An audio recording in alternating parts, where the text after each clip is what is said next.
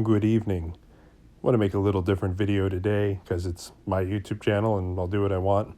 So I wanted to Friday the 13th kind of say what Friday the 13th means to me. I know it's not a holiday, it's a superstition day, and I've honestly never had anything really terrible happen to me on a Friday the 13th. I'm not super superstitious, but I do believe there's something to it.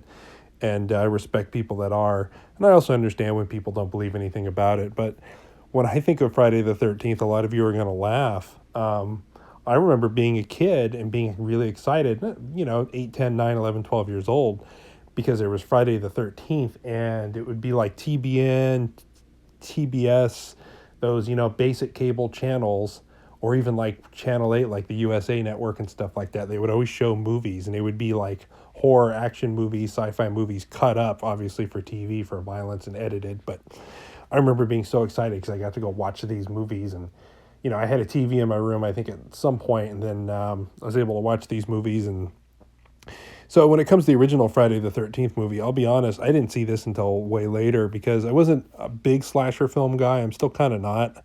I've watched a few of them. I do like them, but I was more into the science fiction-y type stuff, or more of the demonic type stuff. Like I remember seeing Pumpkinhead, and that really freaked me out. Like I saw aliens and a bunch of other stuff, and nothing freaked me out. I remember having bad dreams after seeing Pumpkinhead, and I think it was even the TV version that was all highly edited and everything.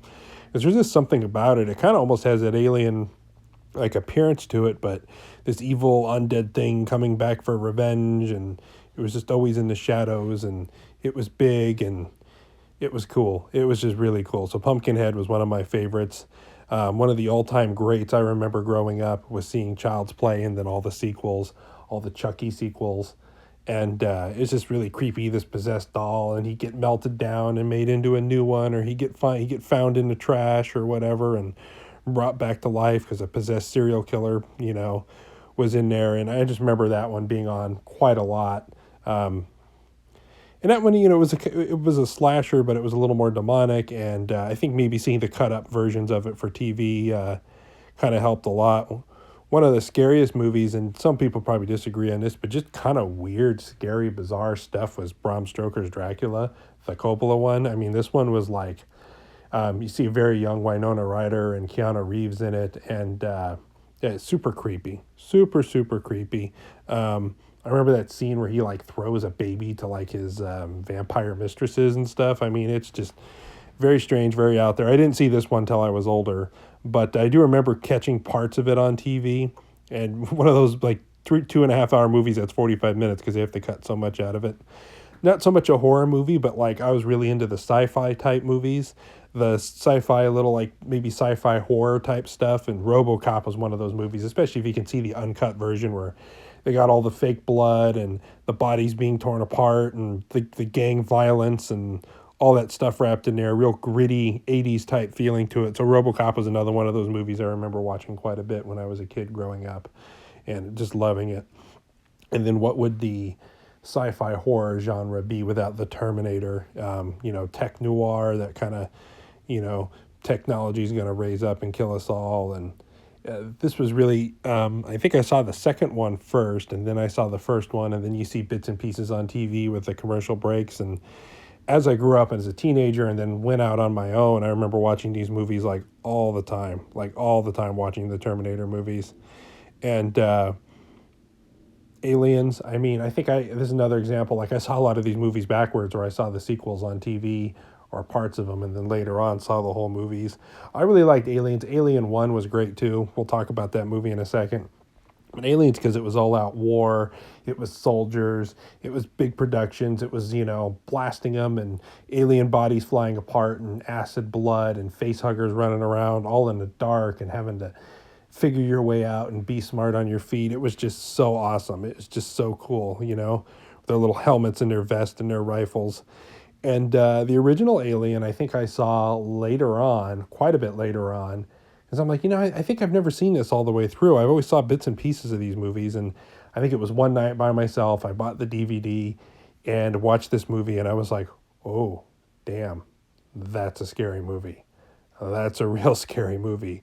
Just because in like most horror films, you put yourself in the place of the main character and you feel like you could run out of the house or you could get away. But when you're in space, like they say, no one can hear you scream. Another movie that like I think I watched 1,000 times, and then later when I got it on DVD, I think I practically wore out the DVD was Predator. Um, Predator was just so cool, so neat. Again, kind of like Aliens, where it was like, special force crew. That was Space Marines. This is a special force crew. Being able to fight their way through, being able to defend themselves. What is the best, strongest, ultimate human being? And that would basically be like Arnold's character versus the ultimate hunter. And it was very cool. So where would I be without talking about a Bigfoot movie? I mean, Harry and Henderson's is great, but that's not a horror movie. The Boggy Creek is not even really a horror movie. It's just kind of a creepy movie, monster movie, I guess. Creature feature, I guess. Kind of very campy, but I remember watching bits and pieces of it when I was a kid. And I think I remember watching the whole thing. And when I saw it years later, I was like, I'd actually seen this before. And a lot of parts of it were coming back. And I remember the kind of lone narration and everything. So super cool. Another movie that goes on the real goofy side of things, that it's like, it's pretty much like self-aware when you're watching it, is Starship Troopers. I remember watching this in a movie theater as a kid. I remember there's like the infamous shower scene. It was like, oh my God, boobs, when I was like 1997. So that would probably be 13 or 14 when this movie came out. So anyway, you watch all these films and then you grow up and you look for real monsters. And I think that's what's so great about these films, especially when a human being can overcome. We can use our intelligence, we can use our technology, we can use our superiority or perseverance against brute strength or, other things. So for me, the Bigfoot and of course the Dogman, all the creepy stuff that's out there in the world, I think it all pertains to it. And it's a kind of, I think people have a dark side to them. Some people don't. But, the dark, horror-y side, my wife's not into this stuff at all, so I don't get to watch a lot of these films, or I'm not nearly as into it as I used to be. I could go on and on. I mean, there's Devil's Rejects and House of a Thousand. There's a whole bunch of movies I really, really love, except for clown movies. F clowns. I hate clowns. If you want to get in a fight with Matt Squatch, sneak up on him in a clown outfit. I'll probably go to jail. So screw clowns.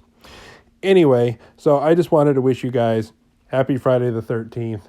Maybe have a scotch and a cigar, whatever it is you like to relax. It's hot out, turn the air conditioning on. Maybe sit in the dark after you put the kids to bed. And, enjoy a good film. Enjoy a good horror film, something creepy. Travel at your own pace. There's so many in this genre. Thank you very much, folks.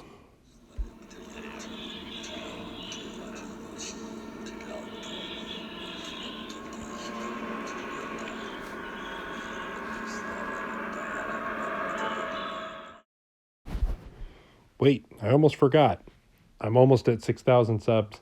I've been watching it, refreshing, and it seems like every 15 or 20 seconds or so I get another subscriber. So I'll be at 6,000 subs here before you know it. And I just wanted to say a huge thank you, especially to the subs that have been here since the beginning. Part of me really hates the comment section because there's so much stupid stuff. Oh, you're sorry, Matt. Big waste of time. Sorry. I love it when people open a comment with, sorry, this is all fake, or, Bigfoot doesn't exist, or all you guys are delusional. And, if that's your opinion, it's fine. But, I just really dread that kind of stuff because, if you don't have an open mind, you're not going to talk about it, then why even bother? Or people that tell me that, the channel's a waste of time and you're doing this or blah, blah, blah. And I'm like, well, okay, no one's forcing you to watch.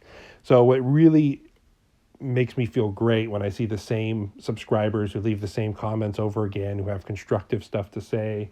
It's like some of the people in the comments and my subscribers have become like buddies, because I'm like, oh, it's good to hear from them. It's good to hear from them. It's good to hear from them. And then I get, kind of more famous other Bigfoot channels come on and leave a comment or watch my stuff. And we all kind of watch each other's stuff. So to me, that's very cool. And we're growing. Like I said, next week is our 1-year anniversary for Matt Squatch Presents. I've been working on some videos, got some stuff planned.